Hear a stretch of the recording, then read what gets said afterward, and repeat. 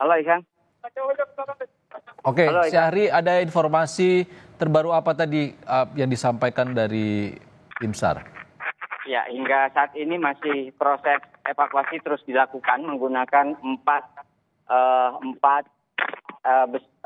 alat berat karena memang material yang terjadi di sini adalah bebatuan sehingga tidak dapat dilakukan secara manual.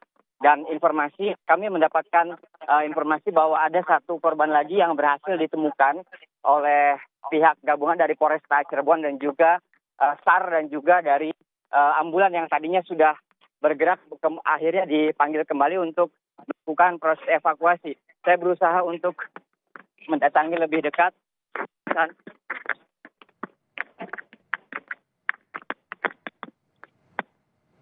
Dan informasi yang tadi kami dapat dari Komandan SAR di Cirebon, Syarif maksud kami, itu menunjukkan bahwa kejadian ini bukan kali pertama terjadi. Sudah beberapa kali terjadi, terutama di tahun 2011 yang juga sempat terjadi dan terdapat korban jiwa pada saat itu. Nah, ini adalah salah satu upaya untuk mengevakuasi satu orang yang sebelumnya tertimbun dan berusaha untuk diselamatkan. Tentu proses evakuasi menggunakan alat berat untuk memudahkan penanganan untuk korban yang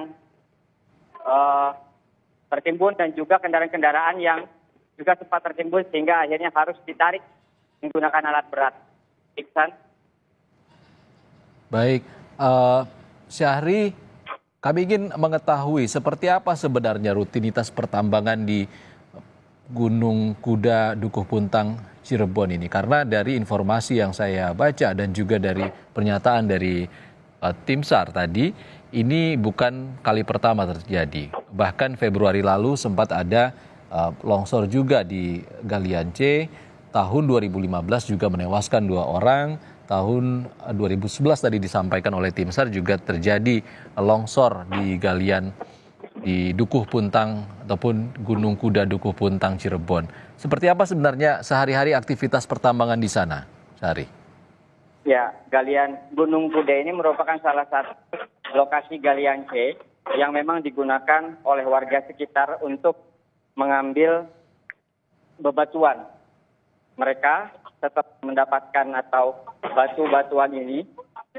Saya berusaha untuk agak sedikit menghindar dari penampakan-penampakan yang sadistis sehingga akhirnya saya hanya mengambil dari jarak jauh karena korban yang ditemukan sudah mengalami luka cukup berat. Pihak dari SAR dan juga Polresta Cirebon sudah menyiapkan satu kantung jenazah yang akan digunakan untuk mengevakuasi satu korban yang telah ditemukan ini. Kami akan lanjutkan kepada Anda, Ihsan, bahwa memang Gunung Kuda digunakan untuk Galian C yang berbentuk bebatuan.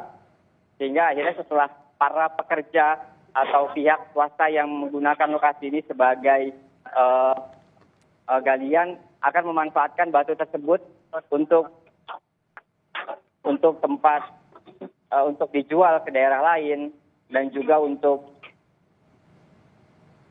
dikirim ke beberapa daerah dan dijadikan beberapa ornamen, misal keramik atau bebatuan yang digunakan untuk perabot atau membangun rumah. Iksan. Baik, artinya Galian C di sana mayoritas adalah pertambangan batu alam, benar ya? Betul sekali. Ini adalah salah satu bebatuan-bebatuan yang memang setelah selesai mereka ambil, kemudian mereka kumpulkan, masukkan ke dalam truk dan mulai dikirimkan ke tempat-tempat yang dituju, baik itu dalam Cirebon maupun luar Cirebon.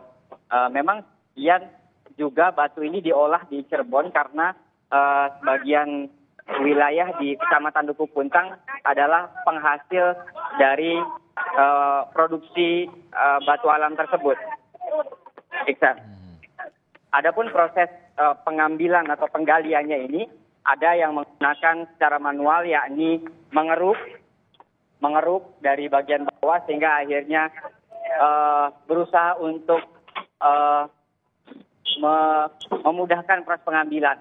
Namun secara teknis bagaimana proses penggalian ini tentu masih dalam investigasi dari pihak berwenang, yakni dari Polresta Cirebon. Seperti yang tadi disampaikan oleh Komandan SAR dari kantor pos Cirebon.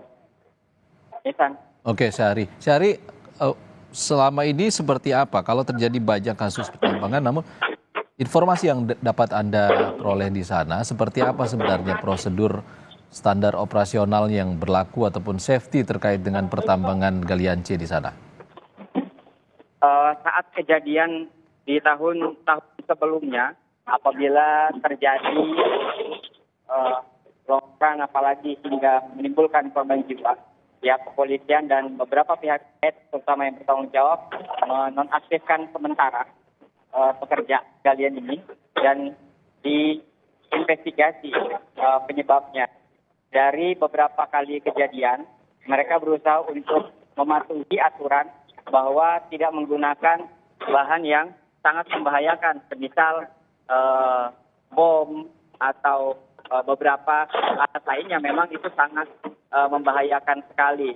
Namun secara prakteknya kita masih belum dapat memastikan bagaimana proses pengawasan terhadap proses pelaksanaan dari galian C tersebut. Oke, artinya ini pertambangan yang dilakukan ataupun dioperasikan oleh perorangan warga di sana seperti apa, Syahri?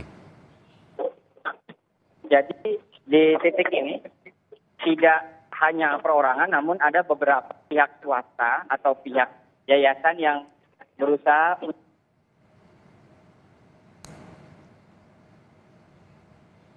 Syahri.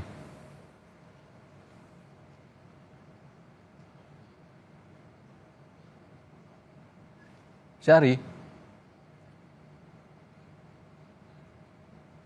Ya, Ihsan. Halo, Ihsan. Halo, Ihsan. Oke, halo, Syahri. Ihsan. Ya, kami bisa mendengar suara Anda dengan jelas. Ya, jadi ada beberapa memang pihak swasta yang ikut serta dalam proses pengambilan batu alam ini. Ada Yayasan A, kemudian ada Yayasan B, Yayasan C, dan yayasan-yayasan tersebut memiliki teritori atau memiliki luas wilayah yang memang menjadi tanggung jawab.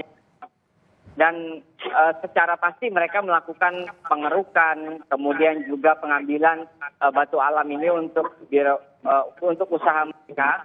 Ada yang untuk dikirim di wilayah Cirebon sendiri, ada juga untuk di wilayah luar Cirebon. Namun secara pasti bagaimana proses perizinan, kemudian juga penanganan, termasuk juga SOP, itu agak cukup sulit untuk diketahui karena beberapa kali kami masuk ke sini memang agak tertutup.